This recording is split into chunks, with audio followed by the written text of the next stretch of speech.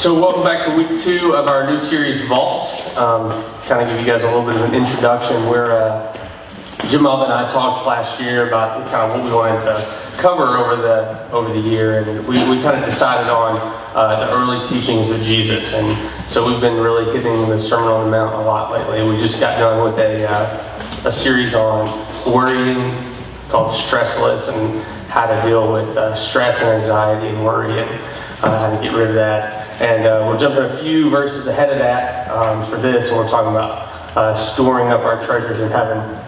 Specifically Matthew 6:19 through 21. We'll read it real quick. It says, "Don't store up treasures here on earth, where moths eat them and rust destroys them, and where thieves break in and steal. Store your treasures in heaven, where moths and rust cannot destroy, and thieves do not break in and steal. Wherever your treasure is, there the desires of your heart will also be." And Jim Bob kicked it off last week with a little bit of an introduction about storing up your treasures. And he kind of posed a question. It was what are you stockpiling, and where is your stockpile being held? And it's interesting. I think it's just a part of our humanity. We have this desire to stockpile, to build up some kind of excess for the future. And it's just ingrained in us, and we're going to do it whether we want to or not. And so we need to focus that stockpiling in the right direction. Make sure we're holding that stockpile in the right location, specifically heaven. And it really reminded me of a story that I heard growing up. It's crazy and true, but raccoons really like shiny things, just like people really like money. And you can actually go out into the woods and drill a hole in a hollow log, put a couple of nails around the hole, and drop a quarter in and catch a raccoon. Because the raccoon will reach into the hole and grab the quarter, and it won't let go of the quarter. You can come up and knock the raccoon in the head with a stick, and it will still be holding onto that quarter in that hole. You can use tin foil, just whatever you have that's shining. And so we have to be careful as we're pursuing this stockpile, that we have good intentions, and that we're not just hanging on until something bad happens, because that's really easy. Anyway, this week I kind of started thinking about the whole losing part of the treasure, and I don't really feel like I have a good idea of what that looks like. Kind of growing up in America, I've been really blessed, and I've had some type of job since I was 14 or 15 years old, doing little things to make a little bit of extra money. And the economy has kind of turned sour over the last few years, but even then, I mean, we live in Arkansas, and things have been all right. I've been really blessed, and so it's kind of hard for me to connect with that part, right? I don't know the last time that a bunch of moths came in and ate up my money, right? And thank goodness I never had any problems with thieves. But I was listening to NPR earlier this week, and it reminded me of my grandfather. He grew up during the Depression. I guess he was a small kid during the Depression, and it really affected him later on in life. He also was a pretty hard worker, and that probably had a lot to do with it. But he really knew how to save, and it showed because he was well off and had a pretty good retirement. He and my grandmother. But I always remember when we would get ready to sit down and eat dinner, it was 2 pieces of ice in each glass. No more than 2 pieces of ice. And he had an ice maker that was always full of ice. But it was part of that rollover from his childhood. You don't just waste things that you've spent money on. So it was 2 pieces of ice. This past Friday, I was driving to Springdale early in the morning to drop some materials off for Jim Bob. He's covering Molly's class while she's at home with the baby. And I was just listening to NPR on 540, and they had a really interesting story come on. It was about a economics correspondent with NPR traveling to Myanmar.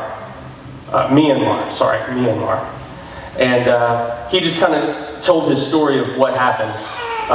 He was going there to, I think on a vacation, just to see some sights and things like that. Whenever he got into the airport, he noticed that there was a lot of commerce, which is interesting because Myanmar's been closed for a while, kind of separated from the Western Hemisphere and modernization. But there was a lot of commerce going. There was a guy had a stand set up at the exit of the airport selling or renting cellular phones, local cellular phones that you could use while you were there.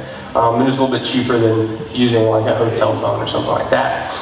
And so this correspondent, Robert Smith, decided that he was going to rent a phone. They were, relatively inexpensive, but when he got his dollar out, his American dollar, you could tell that this vendor was happy to see American money.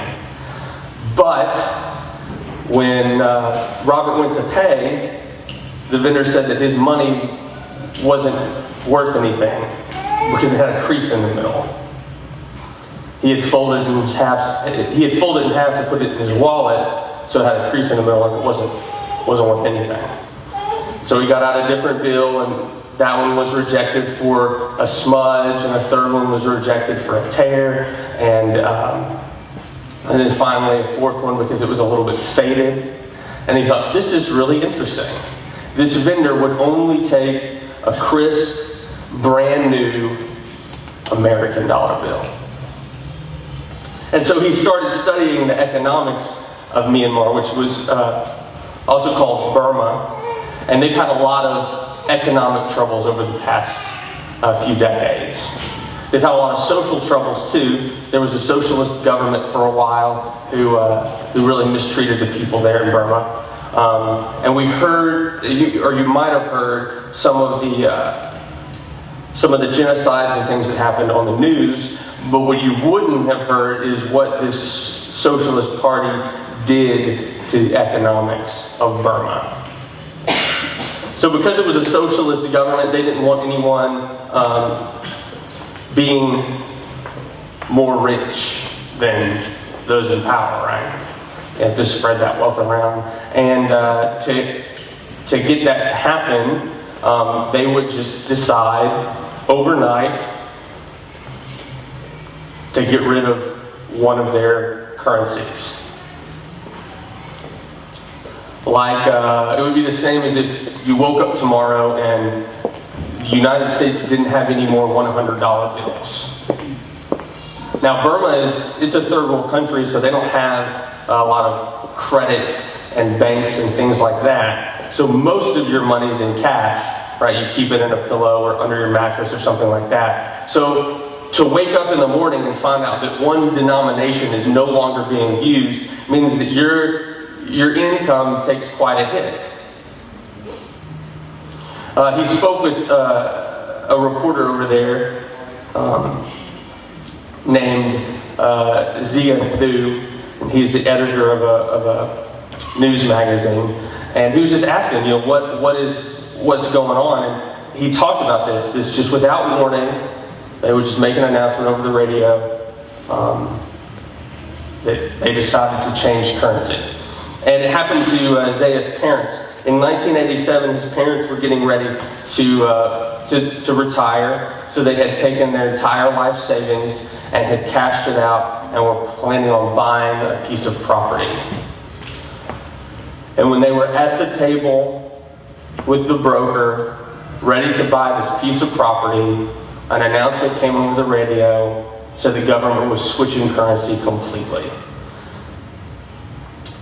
The leader wanted to change to a currency that it was in divisions of 9 because 9 was his favorite number.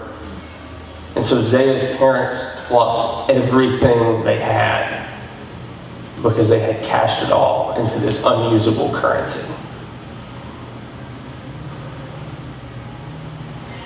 And so, because the currency of Myanmar or Burma is not very dependable, the people of Burma have slowly, over the years, switched to investing in American money because they see that as more stable than their currency there in their country. And it's good. I mean, the US dollar, it's not the most stable currency available right now, but since, we've started this country, it hasn't really changed. And so these people of Burma will take everything that they own and convert it over to US currency. And if your life savings is 2 $100 bills, you would want those to be the best looking $100 bills you have ever seen in your life. And so that's what caused this country to be particular on the type of dollar that's used. No creases, no wrinkles, no tears, only crisp American dollars. And the translator for Robert, as he was driving around, showed him. He carries a book with him, a novel, and inside the novel he had 3 $100 bills and a 50, brand new, almost like he's a collector, like they're baseball cards. They take such good care of their money. Anyway, he ended the story with saying he went down to the market to actually see how bad it was, and he was able to sell his $20 bill with the fold in the middle for $17.75. And then those people in the black market would then take his money out and trade it for, dollar for dollar. But it made me start to think, and we could take a lesson from these Burmese people. We have to be careful what we invest in, right? Because the security of our investment means a lot. And it's interesting for me, I'm younger, so I haven't had a lot of time to invest. We just recently went through the Dave Ramsey class and, trying to get debt-free and get that debt snowball going. And, it's great, but I think just being young, I kind of feel like it's not really something I have to worry about right now. But that's not the case, because there is no security in what we amass here on earth. I read a blog by a guy named Skip Moen, and he does a lot of Hebrew word studies and things like that, and some really good stuff. But I was reading this last week, he visited a jail. And at the jail, he was talking with the prisoners there about storing up your treasures. A lot of these guys were there because of felonies. They had broken in and stolen something, and they were working on storing up their treasures. And so he was talking to them about what that actually meant. And he had them get a piece of paper and write down 5 pursuits, 5 things that they treasured, and tried to get them to limit it to 5. And I think this is a pretty good practice just in general, not just for prisoners, but for us too. Take a list and write down 5 pursuits, 5 things that you treasure, 5 things that you would consider the most important part of your life. Work, school, family, money, video games, golf, whatever that might be. Try to get the list down to 5, and then think about, and put yourself in this kind of situation. Some of these guys were going away for 20 years. They had interesting lists because some stuff just wasn't important anymore. And we talk about it, but we're not guaranteed another day. And I'm 26 years old, so that's not something I think about very often. But how would my life be different if I knew that tomorrow it was all over with? Would I still be doing the same things I'm doing now? Anyway, Jim Bob mentioned last week that these kind of things that Jesus is telling us, they're not rules. They're not trying to tie our hands. They're not trying to scare us away from using money or saving. That's not what Jesus is saying. Jesus is saying, don't stockpile.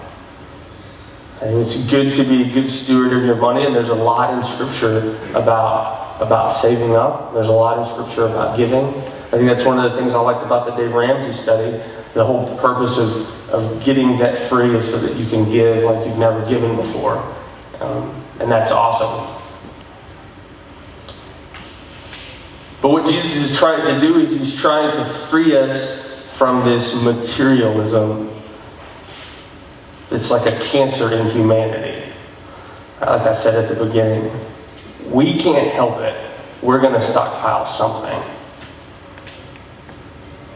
And we just need to be careful what it is we're stockpiling and careful where we're stockpiling. So, Jesus said it. I think that's a great reason to do it.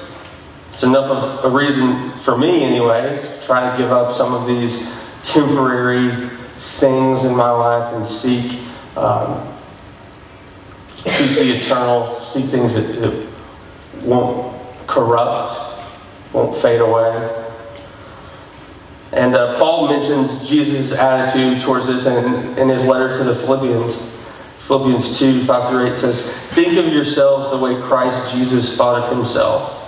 He had equal status with God, but didn't think so much of himself that he had to cling to the advantages of that status no matter what. Not at all. When the time came, he set aside the privileges of deity and took on the status of a slave, became human. Having become human, he stayed human. It was an incredible, humbling process. He didn't claim special privileges. Instead, he lived a selfless, obedient life and then died a selfless, obedient death. And the worst kind of death at that, a crucifixion." So if anyone's worthy of these earthly treasures, it was definitely Jesus. He was visited by kings when he was a child, bringing wealth. That should have continued his entire life. He was God on earth, but that wasn't his purpose here. He gave up his power.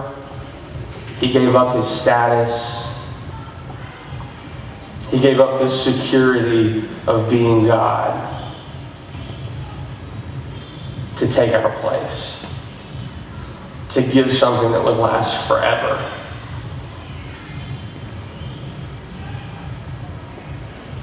So, I think that's a good enough reason for us to start storing up treasures in heaven.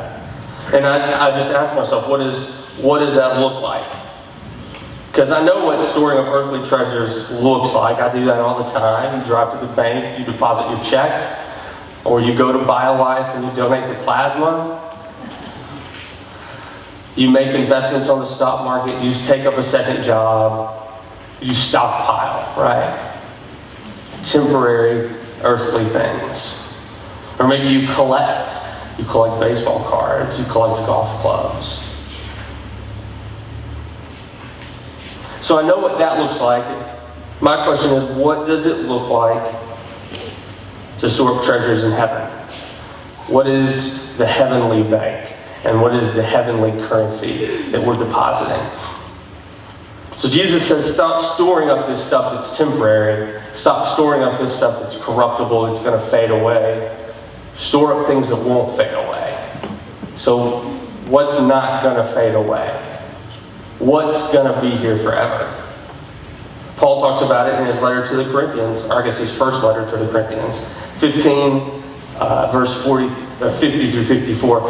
I need to emphasize, friends, that our natural, earthly lives don't in themselves lead us by their very nature into the kingdom of God.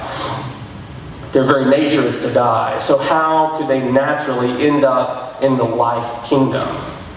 But let me tell you something wonderful. A mystery I'll probably never fully understand. We're not all going to die, but we are all going to be changed.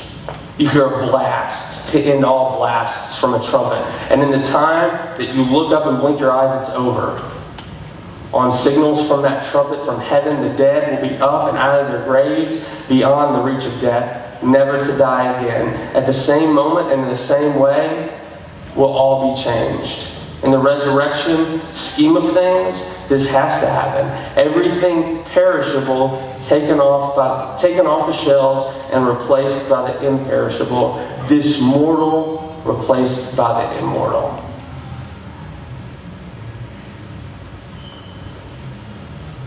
So the imperishable is us. It's humanity. Redeemed by the blood. And so if you want to know how to store up treasures in heaven, then you just make deposits into people's lives. And that can look a lot of different things. But I think one of the best examples is a mother. And it's not just because it's Mother's Day.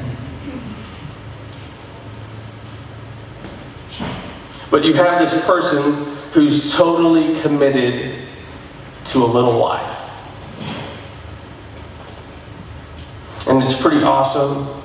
And I've really got to experience it firsthand this past week.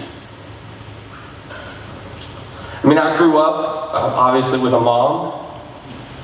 And I know some people have had rough childhoods, and some moms are not the best moms. But I'd like to focus on good moms this morning, because we can learn a lot from a good mom. Abraham Lincoln said, "All that I am or hope to be, I owe to my angel mother." Moms invest in lives. I think that's how you get the title. You can't be a mom if you're not raising a life. And so we can look at that example and say, what should I do whenever I'm making investments into someone else's life? And there's just a few things. I mean, you guys know your mom. You know your mom's always been there. We could go on and on for days about moms. But I'd like to make a few points. First off, moms are great because they're always moms. You don't have to wake up in the morning and wonder, is she going to be a mom today, or is she just going to be worried about her own thing?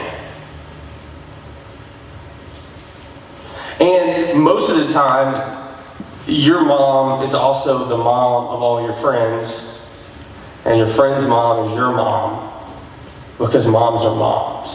They can't turn that off. It's a nurtured instinct that they feel compelled to give. We even see it in the Bible. Paul in his letter to the Romans kind of ends it with, "Say hello to Rufus, a good choice by the master, and his mother. She has also been a dear mother to me." And moms can seem pretty crazy at times. I know my mom, she would be fussing at us about making a mess or something like that, and she would get a phone call and immediately cut off that yelling and, "Hello, how's it going?"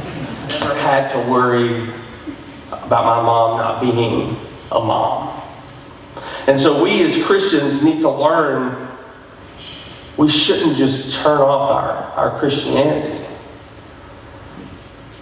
We need to be making disciples, little Christs. And when we are Christian on one day and not the next, that's setting up a bad example. I would have hated for my mom to be that way. Little 5-year-old kid, well, you're on your own today, so maybe you'll have some cereal. We need to be consistent. Also, giving. Moms love to give.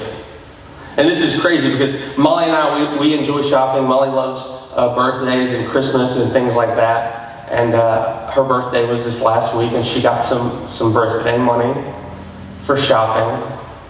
And she went out and she spent every dime on Maisie. Maisie's never going to see those clothes, except maybe in a picture 20 years from now. But Maisie needed clothes, and Molly had some money. So she spent that money on the baby. My mom was the same way. I mean, my parents, they could have had a lot if they had decided not to have kids. Kids are an expense. Even if you can write them off your taxes, they're an expense. And so choosing to have a child is a sacrifice. My parents, they didn't give me everything I wanted, but I sure had everything I needed. And that's what's important. And it's affected my life Molly's parents were the same way. And so it's kind of pushed us to say, we don't need to go out there and run after money. It would be easy, and it sure is a lot of fun, but there are more important things in life. And that leads us to the last one, love. Our mother's love is the first love that we experience. And I think in our life, it's probably the closest to God's love. That unconditional, doesn't matter what you did, love. And it's crazy sometimes to think how unconditional a mother's love actually is. Mother's children can do terrible, terrible things. They're not going to lose the love of their mother. The guys involved in the Boston Marathon bombing, just terrible, terrible act. Their mom still loves them. Because it's an unconditional love. You're part of your mom forever. And so we see that and we know that's only a picture of Jesus' love for us. And I'm so thankful for that. Doesn't matter what I do. Doesn't matter the things I pursue. The crazy thing is, when it all comes down to it, His love isn't even dependent on me storing up treasures in heaven. We have the picture of the prodigal son who took his father's wealth and threw it all away. And when he came home, his dad still loved him. And that's our reward. We get it before we start storing up these treasures. His love. Unconditional love. And we get to see that pictured by a mom. Got a quick video I want to show you guys. I kind of teared up a little bit, so hopefully you'll cry.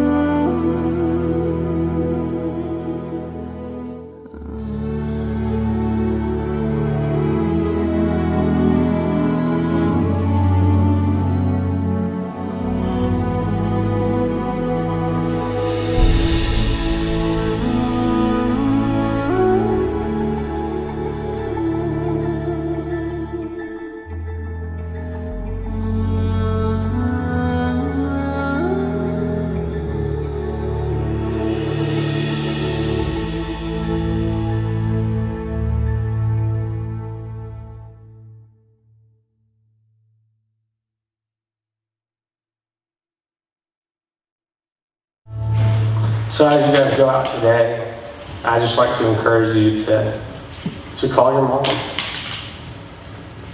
Go visit her, go eat lunch with her, and thank her for being there, for loving you, for fixing your skint knees, being that rock in your life, but most of all, for showing you that first picture of what it looks like to store up treasures in heaven.